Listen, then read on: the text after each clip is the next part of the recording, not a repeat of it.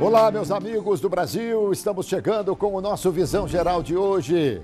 Visão Geral vai falar de um assunto hoje muito em moda, hein? Nós vamos falar do direito desportivo. Quem está comigo é o doutor Felipe Orsolini Pinto de Souza, especialista em direito desportivo.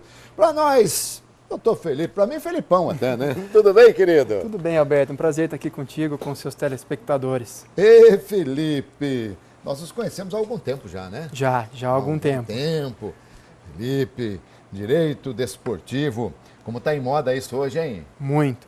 Ainda esses casos, até fatos tristes que aconteceram recentemente, convidam o debate sobre o direito desportivo quase que em toda a programação, em toda a divulgação da mídia. Sem dúvida, sem dúvida.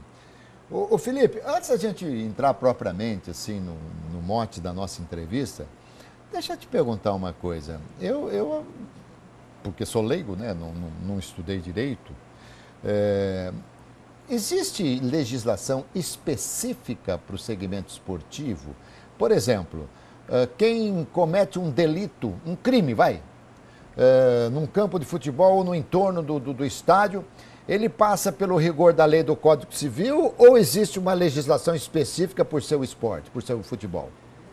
Uma pergunta muito interessante, é um tema muito interessante, porque na verdade existe sim um ordenamento jurídico desportivo, existem fontes normativas ou leis direcionadas ao esporte. Então nós temos a Lei Pelé, que é a Lei Geral sobre o Desporto, nós temos o Código Brasileiro de Justiça Desportiva, Estatuto do Torcedor, leis de incentivo ao esporte, que são diretamente ligadas ao desporto. Mas existem também fatos que podem ocorrer dentro de uma competição, de uma partida de futebol, de um jogo de qualquer modalidade, que passam ou que convidam também a aplicação do direito comum, vamos chamar assim, ou seja, do Código Penal, do Código Civil e de outras fontes de legislação. Tá. E você acha que o povo sabe disso, não? Não, realmente o direito desportivo é um tema tão específico que quando nós falamos que essa é a nossa área de trabalho, nossa especialidade, as pessoas dizem, nossa, mas existe o direito desportivo? E a gente explica, naturalmente, essa complexidade das relações entre torcedores, clubes, atletas, dirigentes. E existe, de fato, muita complexidade jurídica, muitos temas a serem debatidos dentro do esporte. Há quem diga que não há um direito desportivo puro, até uma discussão muito acadêmica, mas é interessante dizer. Há quem diga que várias áreas do direito se aplicam ao desporto. Mas, enfim, é um debate que fica para os bancos das universidades. Deixar para as barras dos tribunais, tá certo? Nossa, você tem um currículo aqui, hein, rapaz? Que coisa, impressionante seu currículo. Mas você já nasceu advogado, então, para ter todo esse negócio aqui. Você é graduado pela FACAMP, mestre em Direito Desportivo Internacional, membro da Comissão de Direito Esportivo da OAB, daqui, da Seção São Paulo. Você estudou... o que você é aqui, lá de Harvard? Você é membro do ISDA Sport and Law Alumni. É isso mesmo? Acertei o nome, não? Isso mesmo, isso mesmo. Membro da Associação Internacional de Advogados de Futebol, sócio fundador da Brock Souza Sociedade de Advogados. Essa é a tua empresa, né? Isso mesmo, bom, nosso escritório. Tinha que falar um pouquinho aqui também, né, do escritório. Bom, vamos lá, Felipe, vamos conversar. Vamos começar falando sobre essa tragédia. Não há dinheiro que pague a dor da perda de um ente querido, né? A gente sempre fala, a maior dor que um ser humano pode ter é a perda de um filho, né? Então, 10 famílias ali ficaram muito tristes, todas, né? No Brasil inteiro, acho que o mundo pela repercussão. Por que o Flamengo está dificultando esse trabalho de conversar sobre não é valorizar, não é precificar uma vida, mas por que as coisas são tão enroladas assim? Olha, de fato é um tema muito delicado, como você bem disse, lidar com a perda de um filho, acho que não dá nem para traduzir isso.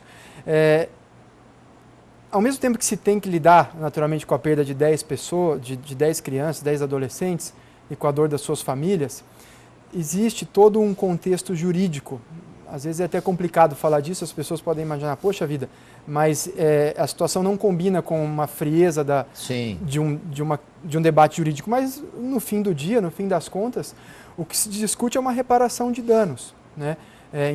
Infelizmente os danos são dessa natureza, mas existem balizas para você construir uma negociação e chegar à solução.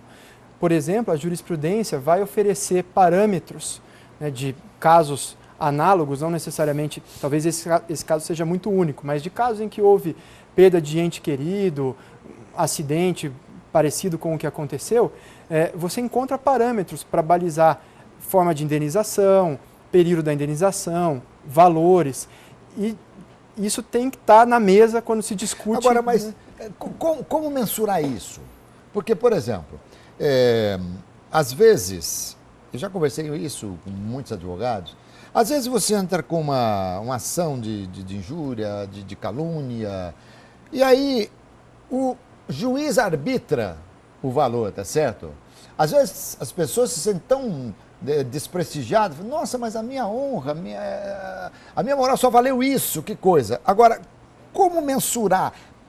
Embora nós tenhamos que ter o sentimento e tal, mas dissociando o coração da razão, a gente pode incluir aí o aspecto de lucro cessante, digamos assim? Sim, sem dúvida. Isso entra na conta da reparação. Na reparação você tem basicamente os danos morais e os danos materiais, e dentro dos danos morais tem a questão dos lucros cessantes. Você tem os danos emergentes e os lucros cessantes. E traduzindo, né, para uma linguagem mais informal talvez, os lucros cessantes é aquilo que o jogador, o atleta, o menino deixa de ganhar pelo evento danoso. Então, de fato, essa é uma conta, nesse caso, muito complicada de fazer, porque eram meninos que, ao que se sabe, sequer tinham contrato de trabalho, eram atletas em formação, que poderiam eventualmente virar atletas profissionais, se tornar atletas profissionais, mas também poderiam não se tornar atletas profissionais. Então, tem um campo de incerteza para você medir qual o valor desses lucros cessantes. Diferente seria se fossem atletas profissionais, com salário, com a carreira mais consolidada. Então, de fato, é um desafio muito grande. Agora, doutor Felipe Souza, na sua avaliação, sem estar do lado da defesa, sem estar do lado da promotoria, sem estar do lado do Flamengo, sem estar do lado das famílias, numa visão fria, o Flamengo, a Justiça pediu 2 milhões por família e mais 10 mil por mês durante 30 anos. Claro que isso aqui é corrigido depois e tal. Isso aí é justo, é injusto, é muito, é pouco? Qual é a sua visão? Olha, vamos lá, né? Claro que como você bem disse, eu vou dizer aqui sobre uma questão jurídica, pensando mais na questão jurídica, porque a dor não dá para se medir. Irreparável. É irreparável. Mas, por exemplo, os 10 mil reais por 30 anos. Se nós pensarmos numa carreira de um atleta profissional, e na verdade, de novo, esses meninos ainda não tinham sequer contrato de trabalho. Mas já tinha, inclusive, convocação de seleção brasileira, goleiro, tudo? Sim, sem dúvida. Havia um potencial para que eles se tornassem atletas, até pelo clube que estavam, né? Sim, o Flamengo não ia colocar nenhum perna de pau lá para ficar tratando. Mas veja só, quando nós pegamos aqueles estudos que falam da média do salário do jogador de futebol no Brasil, e que a gente ouve que 95% dos jogadores de futebol ganham um salário mínimo, 2 salários mínimos, então, por esse parâmetro, 10 mil talvez seja um valor que esteja acima, né, acima dessa suposta média de salário dos jogadores. 30 anos também é muito tempo. Por outro lado, muitas vezes o jogador, ao longo da carreira, ao longo de 15 anos, ele consegue constituir um patrimônio para viver a geração dele e outras gerações. Me parece, a princípio, que é um pedido bastante... talvez os valores fogem um pouco dos parâmetros da carreira em si do atleta. Está mais do que justo, então, na sua visão? Olha, está mais do que justo. Mais do que justo. Esse pedido e o que o Flamengo ofereceu? 400 mil e cerca de... Foi um salário mínimo ou 5 mil? Agora me escapou aqui, mas 400 mil ao invés de 2 milhões, mas a primeira informação era de que seria um salário mínimo durante os 30 anos. Aí, no caso, está muito pouco. Eu entendo que, de fato, seja um valor baixo, até para reparar, somente falando em danos morais, não vou nem entrar na questão dos lucros cessantes, que é o que o jogador ganharia ao longo da carreira. Mas os danos morais, de fato, me parece um valor baixo nesse momento, mas acredito também que seja uma estratégia do trabalho, da negociação. Né? Muito bem. O cidadão, quando se separa na família, ele é obrigado, se ele tendo o emprego, a esposa não tendo, se ele tiver um filho, é obrigado a dar a pensão para o filho, aquela coisa toda. Quando não paga, via de regra, ele vai preso. Aqui, se for feito um acordo e por alguma razão não se pagar esse acordo, porque hoje o Flamengo está aí, só de bloqueio são 57 milhões. Quer dizer, hoje o Flamengo está nadando dinheiro, mas já esteve também no submundo buscando dinheiro que não achava. Submundo quer dizer bem submerso, não submundo. Buscando dinheiro e tal. Agora eu pergunto a você, se não vier a ser cumprido por outras diretorias e tal, o que acontece com o Flamengo? Veja, por se tratar de um acordo financeiro, né, de uma obrigação de pagar uma quantia, vai se bloquear patrimônio do clube. E aí, fazendo uma analogia, eu acho que todo mundo está bem habituado a ouvir das reclamações trabalhistas dos jogadores contra os clubes. Sim. Vai buscar patrimônio, vai buscar penhorar estádio, penhorar renda, cota de TV, até temos notícias de clubes que tiveram troféus penhorados, enfim. Vai buscar bloqueio de patrimônio. É essa a solução. E se não houver patrimônio, infelizmente, não há como se pagar. Tá. O Felipe, hoje tem uma idade mínima para você se profissionalizar ou não? Sim, o atleta pode se tornar profissional a partir dos 16 anos. 16 anos. Antes disso, não. Antes disso, ele pode ser um atleta em formação a partir dos 14 anos de idade. Tá, e quando o atleta vai, como foram esses, para o CT do Flamengo, você diz, eles não têm um contrato? Como é que é feito isso? Quer dizer, como deveria, ao menos. Como deveria ser feito? A Lei Pelé, que é a lei do esporte, ela tem um capítulo, um artigo direcionado especificamente para a formação de atletas. E até eu destaco que um dos itens que o clube formador precisa cumprir para poder ser considerado formador de atletas é manter alojamentos em condição de higiene e de segurança, tá? Que é justamente o que não ocorreu. Então existem regras para que o clube seja considerado formador, inclusive para que ele possa experimentar os frutos dos investimentos que ele faz na formação desse atleta. Se o atleta de fato ele virar, né, como se diz, ele se tornar um atleta profissional, o clube receber uma indenização caso ele não queira permanecer no clube, caso ele seja transferido para uma outra entidade esportiva. Você tem experiência no programa de negociação de Harvard. O que é isso? Na verdade, trabalhando como advogado, trabalhando no direito, especialmente no esporte, um ambiente extremamente democrático, nós temos que negociar o tempo todo, desde de uma pendência salarial de um atleta, como uma transferência internacional. Então nós lidamos com, não só dentro do nosso país, com muito tipo de gente, mas temos a oportunidade também, e isso é uma coisa muito legal da nossa profissão, de lidar com pessoas de diversas nacionalidades. Então eu entendi que seria importante ter essa experiência de aprender com os melhores em termos de negociação e fui para Harvard fazer um curso sobre negociação e liderança. Esse é o nome do curso. E isso aí, o que trouxe de influência assim, no seu trabalho? Olha, é fantástico, é fantástico. O que a gente aprende com os maiores negociadores do mundo, que participaram das principais negociações do mundo, são coisas que estão em cada conversa que a gente tem no dia a dia, às vezes dentro do nosso escritório, negociando com a parte contrária, aprendendo com o nosso cliente, porque no fim das contas, Alberto, o que a gente aprende quando a gente vai para um curso desse de negociação e liderança é lidar com o ser humano. Nós debatemos muito sobre lidar com o ser humano e isso para mim é uma riqueza, uma oportunidade que a advocacia nos traz de tratar com pessoas diferentes e entender um pouquinho como lidar com isso, de fato é fantástico e muito enriquecedor. No direito desportivo, nos julgamentos, há as audiências de conciliação, toda essa coisa, né? Normal, né? Sim. Tudo sim. normal. E muitas conciliações são feitas de início ou as coisas se tornam muito mais em processo? Olha, eu posso dizer que na seara trabalhista, quando se discute dívida trabalhista, infelizmente, acredito que na maior parte acaba na Justiça do Trabalho. Mas quando se discute transferência de jogadores, seja no Brasil ou fora do Brasil, é muito importante a habilidade negocial para se construir boas soluções, conciliando os interesses de todas as partes. Isso, de fato, é muito valoroso. Felipe, por que você se enveredou pelo direito desportivo? Você é muito ligado ao futebol, muito ligado ao esporte, por quê? Na verdade, a minha relação com o esporte ela vem desde os meus 7 anos, que eu comecei a jogar basquete. Eu joguei basquete dos 7 aos 22 anos.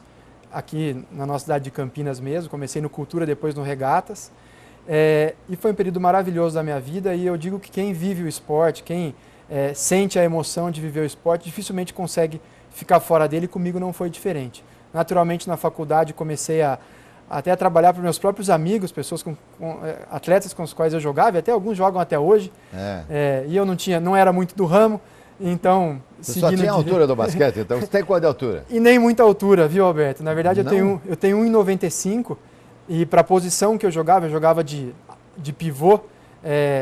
Hoje, na verdade, eu acho que eu nem pisaria na quadra, para ser bem sincero, porque hoje um armador, a gente pega os armadores aí, os mais famosos, o Stephen Curry lá da NBA, aqui no Brasil o Leandrinho, eles têm a minha altura e são armadores, e o pivô que tem que ser o mais alto tem... Para cima de 2,20. Tem lá 2,10, por aí, então... Bom, para cima de 2,20 também seria, assim, uma loucura, né? Vamos então ao nosso intervalo, já eu volto aqui com o Dr. Felipe.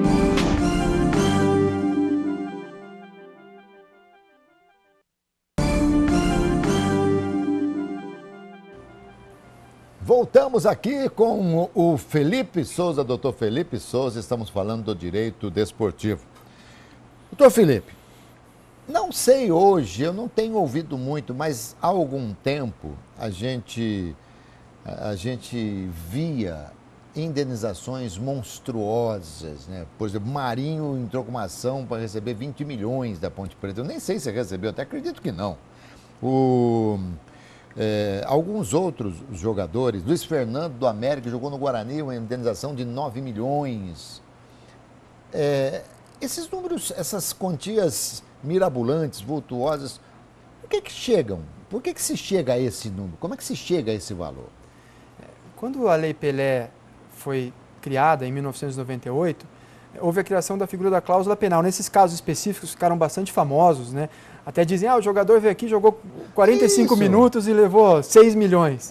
Exatamente. Na verdade, existia uma multa que tinha a ideia de proteger o clube. Para simplificar, seria como substituir o passe.